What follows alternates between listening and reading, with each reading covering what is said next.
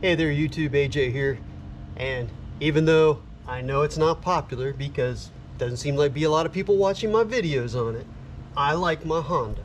And I'm going to be working on it again in this video. I'm sorry. So today, what's up? Well, as you can tell, I got tires on it. So it has tires now, front and rear.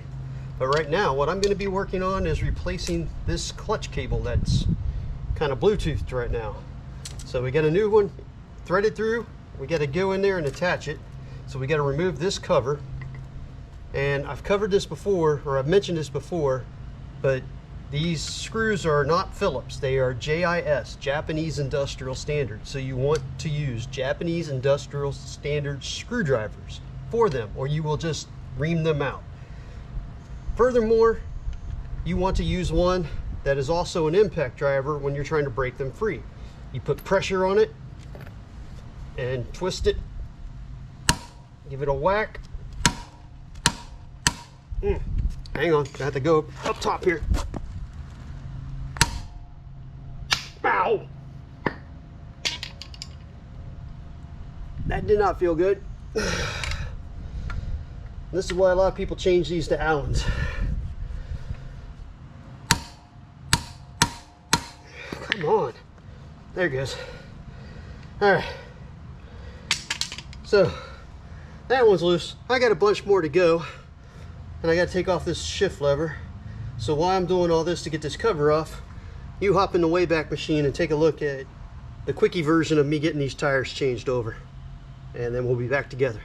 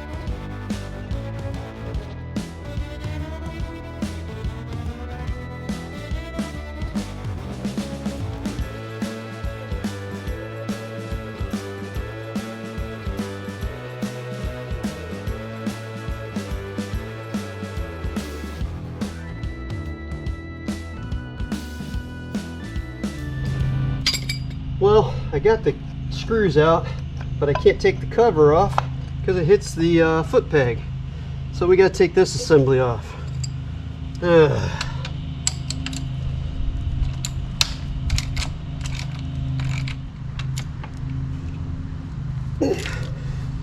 Oh man.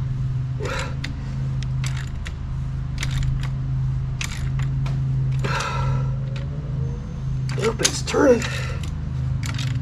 Not spinning the other side. Something is spinning. Does that go all the way through? Now we got a wrench wedged in the other side, so hopefully we can get this now. There we go. Okay. This one should be the last one holding it on, I hope. Come on, get in there.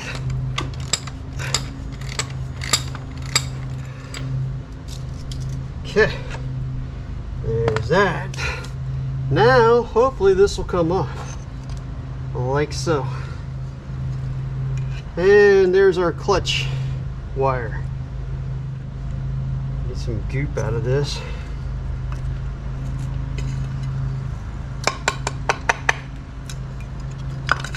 Got some acorns in there, probably get those out of the way. Get this crap around our shifter out of there. If I had a chain, I've got one on order, but now would be a good time to replace the chain. But I have it on order.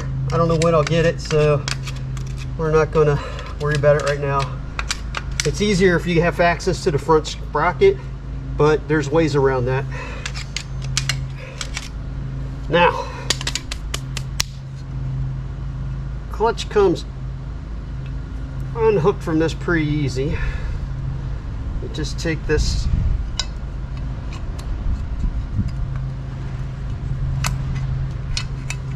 out, and this comes out of there. Now, the new one's a little more difficult. Where'd the little plate go? Shoot! Oh, there it is. Take our little plate, feed this through. We can thread it on there. Now we can work this back over. This goes in here, like so. And then our little plate goes back up in there. Our clutch should, when I pull the handle, should pull that up. If we squeeze our handle, it should pull this up. Look at that. We might have a clutch now. And this is our adjuster. I would say we're ready to put this back on. Guess we'll do a little more cleanup in here before we... Doesn't matter how much cleanup you do in here. This is going to get all nasty and gunky again. This is where the chain goes through. But might as well get some of that cruddy stuff out. I guess if we keep it clean now, or clean some of this out now, it's less likely to become a problem for us later. So might as well, I guess. After we get everything up and running, we'll clean all this up for good.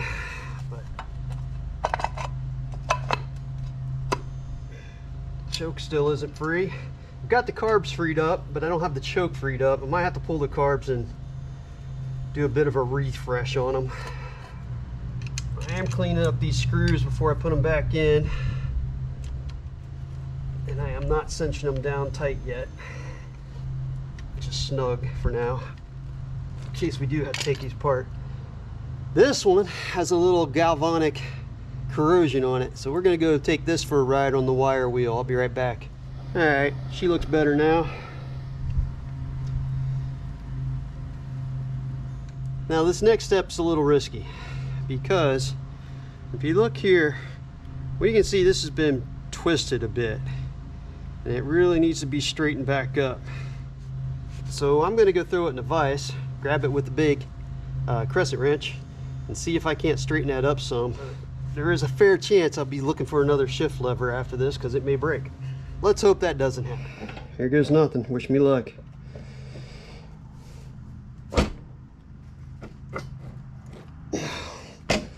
Well, when I say nothing, I mean literally nothing. Oh man. The vise is spinning.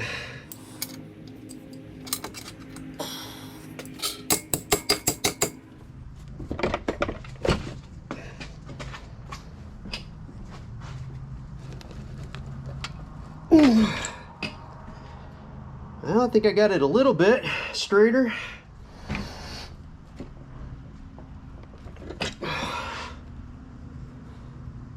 Okay.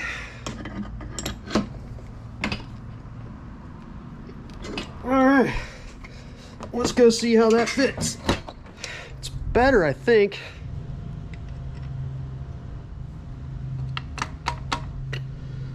there's a groove in this shaft that you have to get the bolt to go through past it. Can't tell if I got it or not. Yep, I'm on it. It's going through. Looks like I need to bend this out a little more this way, because it's like really close to my cover. Maybe not. Maybe so. We'll see what we can do about that in a minute. All right. Might want to bend that out a little bit. I think we can just grab one. We can put something over this, a pipe over this, and just bend it. Let's fit this back on here real quick. I mean, now would be a good time to paint this, but I'm not going to. When I get this thing running, my plan is to go back through everything and clean and paint then. I guess I should have tested my clutch before I put all this back together. Hopefully we won't need to pull the cover back. Oh yeah, that definitely needs to be bent out.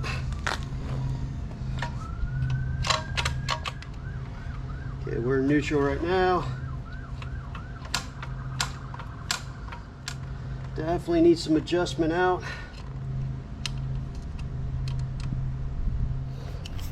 Now we also have adjustment up here.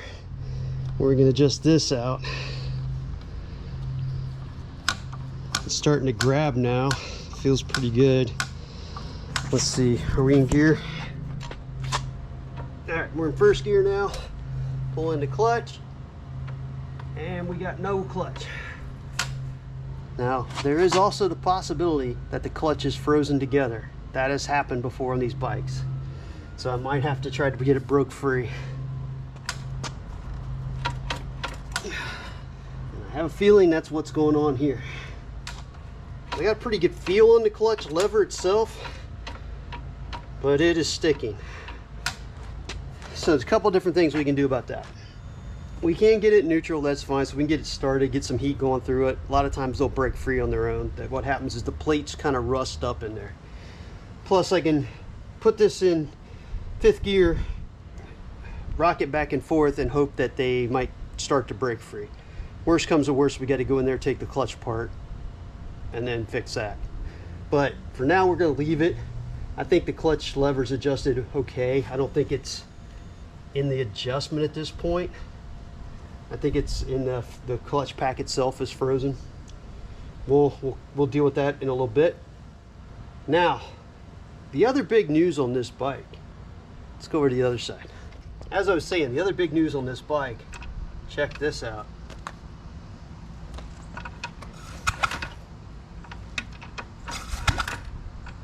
It is free. What I did, once I got the new tires on it, I put this thing in 5th gear. And 5th gear is where the tire has, the top gear is where it has the most leverage on the motor. And I filled everything up with a mixture of 50-50 acetone and ATF. And then every day, I would come out several times during the day, and with it in gear, I would just push it back and forth and rock it to where the engine, where the tire was trying to make the engine turn back and forth. And I just kept doing it every day, and I did that for about 2 weeks. And after 2 weeks of sitting and soaking and that rocking, it started to move, and just kept doing that back and forth for over and over and over, and eventually it now kicks over nice and easy. It's got compression. So I think we get it, once we get all this wiring stuff sorted out, it's going to be a runner. Now, about the wiring stuff. Notice I took out the battery box, the air filters. Let's take a look at that mess. So here's the battery box. You can see where this is ate up right here. So we got to do some repair on that. I'm going to clean this up and paint it. But this is what holds our battery in the middle. And then down here on the bottom used to be this voltage regulator. And these voltage regulators and the rectifiers that go with these bikes are pretty notorious as a weak spot. My rectifier is supposed to mount here in this area, but it was gone. So I ordered up a new combination rectifier regulator from Common Motors. It's a place down in Texas that specializes into early Hondas like this. And so I've got that coming. In the meantime, I got to clean this up, paint it, fix this edge here where it's all rusted out. And what caused that, these are the filters that actually mount. Oh, I got this is the other side. Let me get the, so these filters actually mount like this on the side of the battery box. This bolt goes through this filter, and then it has this mouth opening here that goes into here and is connected by a rubber grommet. And these are my rubber grommets that came out. One side's really good shape. That would be the side that, not that side, that would be this side, and that is the side that's not rusted here. The other side is not in that great a shape, and this is the side that came off of this. And as you can see, it's all tore up and rusted, and the filter itself is all rusted apart. So I also ordered up a new set of filters. Filters are not cheap for this thing, so that sucks. This part I haven't been able to locate yet, so I don't know what I'm gonna do without that yet. But in the meantime, I gotta fix this so it'll have a place to go on when it's done. And while I was in there, I went ahead and pulled off the toolbox so I can get it cleaned out. And the outside of it's not bad at all, but the inside's rusted pretty good where it held water. So I want to get that cleaned out and painted in there. There was also these air boxes that go on the filter like this. So it's only pulling air from back here. So these air boxes, fortunately, are in good condition. So we'll be able to reuse these with just cleaning them up. We'll be able to use one of these. We'll see. I'm going to put this in hot water, soak it, try to get it cleaned up, see if it gets any pliability back. Maybe we can use it, maybe we can't. I don't know. We'll figure that out as we go. Worst comes to worst, I can probably 3D print this, I think, in TPU. So we'll take measurements and maybe give that a try. But for now, that's kind of where we're stuck because I'm waiting for parts to come in. I'm going to go ahead and start doing the cleaning and repair of some of these pieces. My first front brake cable that I ordered did not fit. It was the wrong one they sent me, so I've got a new one of those coming as well. So I got a rear brake now. I don't have front brakes yet. I got to start sorting out the wiring on this, which I got to get that rectifier to do that, and blah blah blah. So I'm kind of like at a standstill with parts right now. So we're just going to go ahead and while I'm waiting for parts, do some cleaning and preparing for when I get those parts. But don't fret, I haven't given up on my hot rod yet. I will be back on it soon. I've got a goal for when I want this done by. I wanted to take it to a show. I'm not going to get my title in time to actually ride it there, but maybe I want to try to still have it ready to where it could be at the show if I had that title. I don't know. It is what it is. We're just dealing with crap right now, but we're still going to try to get this up and running by October 5th. It is for that show. That's when the show is. At least know if I go there knowing I have mine running, I'll feel better about myself. But I will be back on the hot rod soon. I got a lot to do on it. I'm not going to give up on it. The goal is to get this to a running condition and then have this to play with while I work on the hot rod. So like if I want to run to the store or run an errand or something, I can do it on the bike and kind of take some pressure off myself for getting the hot rod up and running so I can drive it. I want to get an actual operating toy. So next video, I don't know if it's going to be on the hot rod or on this, but until then, YouTube, later.